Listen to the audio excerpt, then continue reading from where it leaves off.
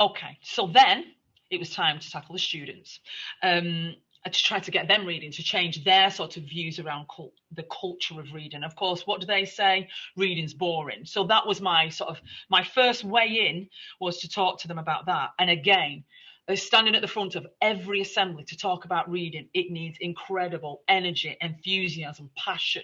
It needs body language and, and vibrancy, and you've got to be you've got to sell it to teenagers is much harder than to sell it to teachers, because they're being paid. Teenagers think it's boring. So that was my next my next attempt. So I got rid of this term, reading for pleasure. It's not a term that children are particularly familiar with anyway. It's a term that adults use. And I get that the idea of a child choosing to read for pleasure is great. But there was no way, we were nowhere near choosing to read for pleasure. So we called it instead reading for empowerment, because we were not giving them an option. I was not saying, I'd like you to read more. I was saying, I'm going to make you read more. And it's for empowerment. And again, just like I had with the staff, I shared the research with the kids. I shared the data with them.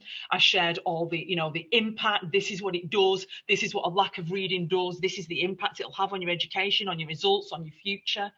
I shared all of that with them, like I did with the staff. I asked them again as people to think back to primary school. What did you do? And then we introduced, after we'd done the assemblies, Meredith, would you put the next slide on, please?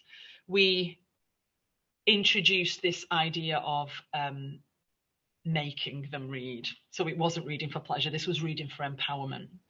I have to say that the response of the children was impressive.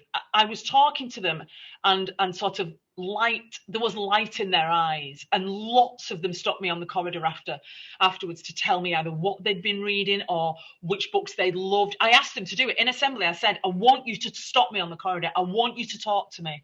And lots of them did. So the next phase, after I tried to sell the idea, was to give them the opportunity to do some reading.